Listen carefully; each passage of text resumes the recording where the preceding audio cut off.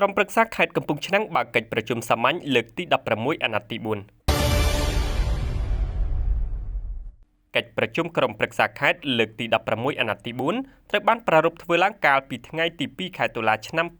2025ក្រោមអធិបតីភាពឯកឧត្តមសៀវរុនប្រធានក្រុមប្រឹក្សាខេត្តនិងលោកអមសុភាអភិបាលរងខេត្តកំពង់ឆ្នាំងតំណាងឯកឧត្តមសុនសវណ្ណរិនអភិបាលខេត្តកំពង់ឆ្នាំងព្រមទាំងមានការអញ្ជើញចូលរួមពីសំណាក់ឯកឧត្តមលោកជំទាវអភិបាលរងនៃគណៈអភិបាលខេត្តនិងសមាជិកក្រុមប្រឹក្សាខេត្តនិងមានការចូលរួមពីសំណាក់លោកស្រីជាប្រធានអនុប្រធានមន្ទីរអង្គភាពជុំវិញខេត្តនិងអាជ្ញាធរមូលដ្ឋានក្រុងស្រុកផងដែរ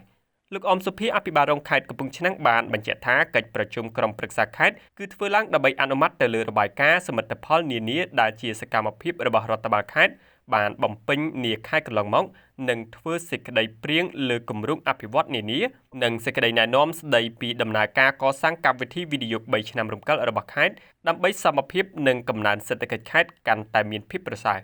លោកអមសុភាអភិបាលរងខេត្តកំពង់ឆ្នាំងបានបញ្ជាក់ទៀតថាក្នុងរយៈពេលកន្លងមកនេះថ្នាក់ដឹកនាំមន្ទីរអង្គភាពជុំវិញខេត្តបានធ្វើឲ្យខេត្តកំពង់ឆ្នាំងមានការអភិវឌ្ឍជាបន្តបន្ទាប់បានធ្វើឲ្យខេត្តកំពង់ឆ្នាំងក្លាយជាខេត្តគោលដៅរបស់អ្នកវិនិយោគនិងអ្នកទេសចរក្នុងការមកបណ្ដាក់ទុននិងមកលេងកម្សាន្តកត្តាដែលជំរុញឲ្យអ្នកវិនិយោគនិងអ្នកទេសចរយកខេត្តកំពង់ឆ្នាំងជាខេត្តគោលដៅនេះគឺស្ថានភាពសេដ្ឋកិច្ចសង្គមគិច្ចបានល្អពិសេសគឺមានសន្តិសុខសុវត្ថិភាពមានភាពល្អប្រសើរអាជ្ញាធរខេត្តបានដាក់កម្លាំងចម្រុះចុះបង្ក្រាបបទល្មើសនេសាទមានប្រសាសន៍នៅក្នុងឱកាសនោះឯកឧត្តមសៀវរុនប្រធានក្រុមប្រឹក្សាខេត្តបានសម្ដែងនឹងការវិតម្លៃខ្ពស់ចំពោះលទ្ធផលសកម្មភាពការងារដែលរដ្ឋបាលខេត្តបានអនុវត្តការងារនាពេលកន្លងមកនេះមានភាពល្អប្រសើរប្រជាពលរដ្ឋរស់នៅដោយមានសន្តិសុខសុវត្ថិភាពមានជីវភាពល្អប្រសើរ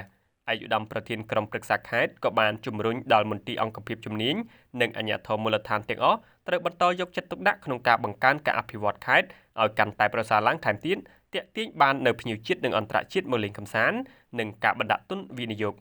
ឯកឧត្តមប្រធានក្រុមប្រឹក្សាខេត្តស្នើដល់អាជ្ញាធរខេត្តអាជ្ញាធរក្រុងស្រុកបន្តយកចិត្តទុកដាក់តាមដានអំពីបញ្ហាប្រឈមនិងសំណូមពររបស់ប្រជាពលរដ្ឋនៅមូលដ្ឋានដើម្បីស្វែងរកដំណោះស្រាយឲ្យបានទាន់ពេលវេលាពិសេសស្ថានភាពការងារបង្កបង្កើនផលស្រូវរបស់ប្រជាកសិករដែលយើងត្រូវធ្វើឲ្យបានទាន់ពេលវេលានិងការរៀបចំផែនការបន្តផ្សព្វផ្សាយដល់ពលករដែលបានត្រឡប់ពីខាងក្រៅដើម្បីជួយស្វែងរកការងារជូនដល់ពលករដើម្បីកំណើនសេដ្ឋកិច្ចនិងជីវភាពប្រចាំថ្ងៃកាន់តែល្អប្រសើរ